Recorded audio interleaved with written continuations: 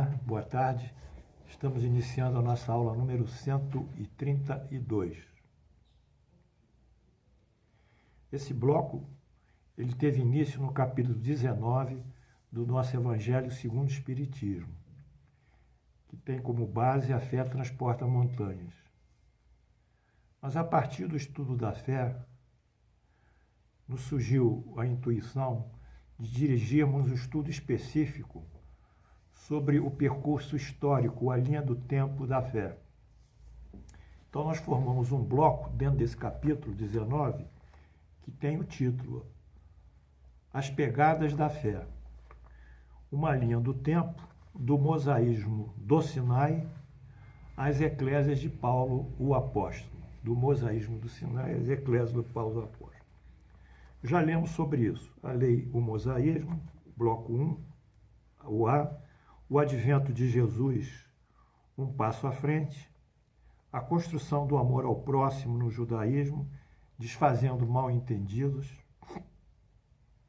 o cenário político-religioso de Jerusalém, primeira fase, fariseus e saduceus se movimentam, o cenário político-religioso de Jerusalém, segunda fase, a virtude decai, o vício cresce, surge Jesus. Efeitos políticos, religiosos e sociais, acusação, prisão e crucificação.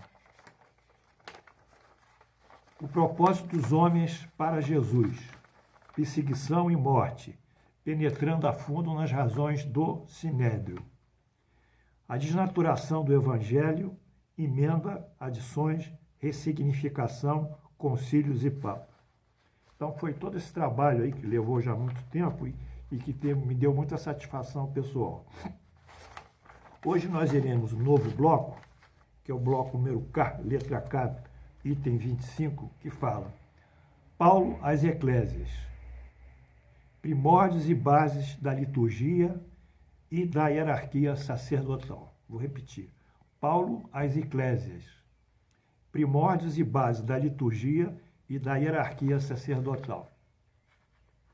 Esse ponto eu peço a vocês muita atenção e sei que também muitos alunos que têm uma formação católica ou outros que têm uma formação católica já de outras encarnações, eles vão achar que eu estou numa movimentação crítica.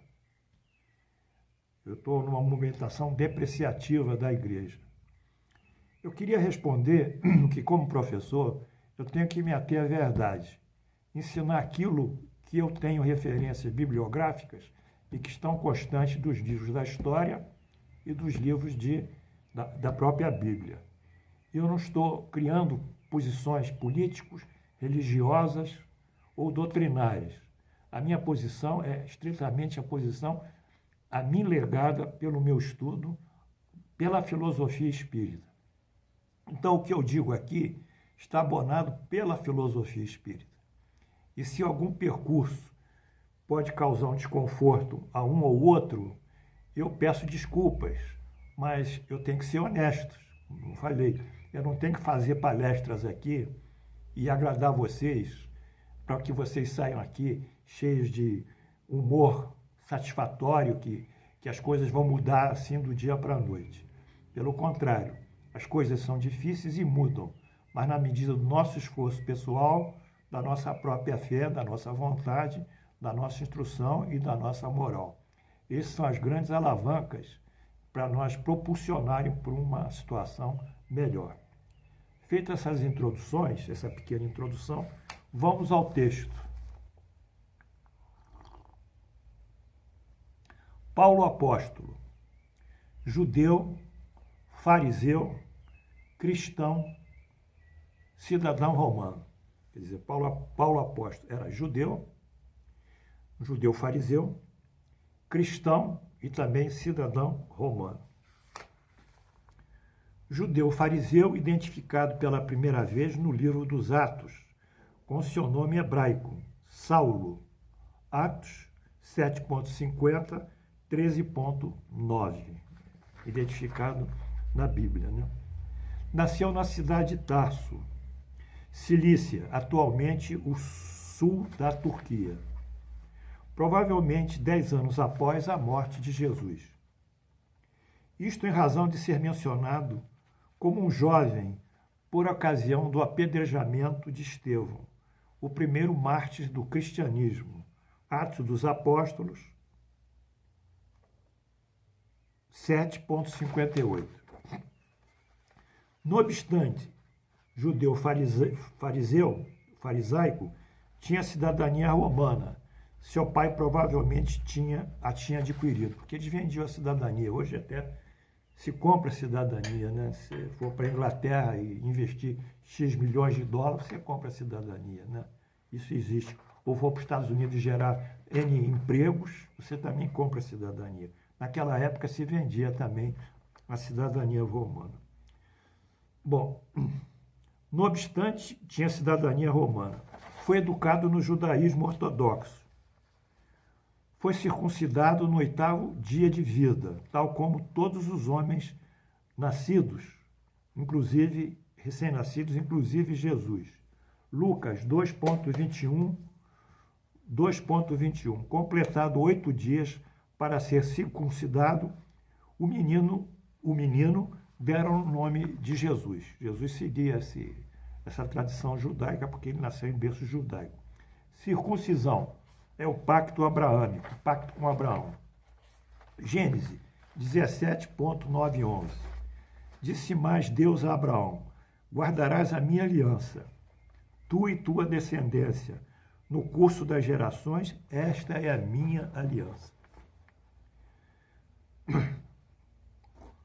Que guardareis entre mim e vós, e a tua descendência. Todo macho entre vós será circuncidado. Circundareis a carne do vosso prepúcio. Será isso, por sinal, a aliança entre mim e vós. Essa foi a aliança abraâmica. A ortodoxia do então Saulo, que ele foi batizado como Saulo e não como Paulo, chegava a tal ponto dele mesmo se autodesignar o hebreu dos hebreus. Viajou para Jerusalém tornando-se aluno do mais famoso rabino da época, Gamaliel. É nessa cidade, criado aos pés de Gamaliel, instruído conforme a lei dos nossos pais, zeloso de Deus como todos vós hoje sois. Atos dos Apóstolos 22,3. A cultura judaica assinalava a necessidade de todo homem ter uma profissão, inclusive os religiosos. Paulo se especializou em tecelão de tendas. Bem, agora vamos entrar numa parte mais difícil. O texto que se segue foi compilado por mim, no caso, do livro de autoria de Emmanuel, Paulo e Estevão. É um livro maravilhoso. Federação Espírita Brasileira, Brasília, 1997, páginas 73 a 77.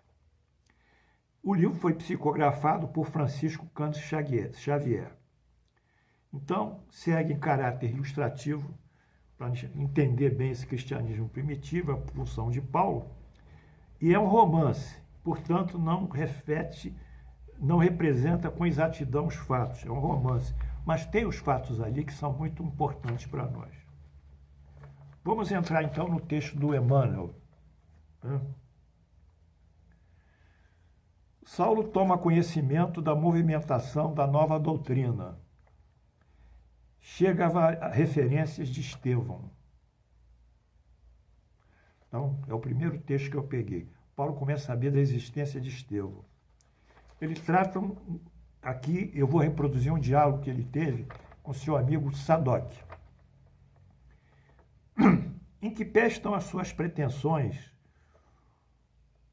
ao cargo do Sinédrio? Pergunta Sadoc. Responde Paulo: não posso queixar-me, porquanto o tribunal me coloca atribuições especialíssimas. Sabes que Gamaliel vem insistindo com meu pai a respeito da minha transferência para Jerusalém. Como sabes, o antigo mestre está idoso e deseja retirar-se da vida pública. Não tardarei a substituí-lo. Tenho, acima de tudo, o ideal político de aumentar o meu prestígio junto aos rabinos. É preciso não esquecer que Roma é poderosa, que Atenas é sábia,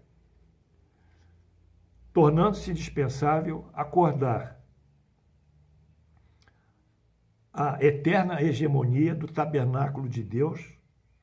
Precisamos, pois, dobrar os joelhos dos gregos e dos romanos ante Moisés. Então, essa era a posição de Saulo. Era um judeu ortodoxo, fariseu, doutor das leis, e lutava para que doutor da lei, o que ele lutava para a preservação da lei, como ele estudou e como ele se instruiu, a lei mosaica.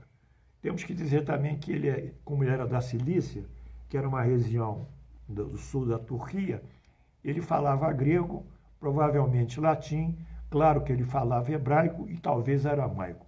Era um poliglota. E era um instruído, sabia escrever, ao contrário dos demais, os apóstolos que o precederam. A palestra continuou animada e, em dado instante, o moço tornou a inquirir o amigo os motivos que o traziam a Jerusalém. Aí disse Sadoc: vim certificar-me da cura do meu tio Filodemos, que ficou curado da velha cegueira mediante processos misteriosos. E contou que um homem chamado Estevão, portador de virtudes sobrenaturais, no dizer do povo, havia devolvido a vista ao tio, com assombro geral de muita gente. Como é isso? Disse Paulo, admirado. Como pode Filodemos submeter-se a experiências tão sórdidas? Acaso não terá compreendido que o fato pode radicar nas artimanhas dos inimigos de Deus? Olha aí. Quem é esse? Quem é esse Estevão que faz essas coisas? O que está acontecendo? Aí responde Sadoc: sim, atalhou o outro. Mas ouço dizer que as pregações de Estevão estão arrebanhando muitos estudiosos. Há novos princípios que, de alguma maneira, confirmam a lei mosaica. Era a pregação dos textos de Jesus. Todavia, não é um carpinteiro, aí Paulo retruca, Saulo, todavia não é um carpinteiro galileu, obscuro, sem cultura, que originou tal movimento, em alusão a Jesus? Que poderíamos esperar da Galileia? Porventura terá produzido outra coisa, além de peixes e legumes? Como eu disse a vocês, a Galileia, bem ao norte de Israel, já limitando com o Líbano, a Galileia é o lugar mais atrasado de Israel. E o lugar mais adiantado era o sul, onde ficava a Judéia, aí ali o templo de Jerusalém, que eram os intelectuais, etc, etc. Então, todo galileu lá de cima era discriminado. Então, denunciando essa discriminação do pessoal do norte, o próprio Paulo exclama: porventura, eles não só produzem peixe e legumes, vamos esperar mais o que lá de Galileus? E, contudo, o carpinteiro martirizado tornou-se ídolo para os seus seguidores, esse carpinteiro. Estão todos malucos, exclamou Paulo. Disse o moço de Tarso, ao finalizar a conversa. Sadoc acrescentou: não me conformo em ver nossos princípios religiosos aviltados e proponho eu cooperar contigo, embora esteja em Damasco, na Síria, para estabelecermos a imprescindível repressão a tais atividades. Vamos reprimi-las.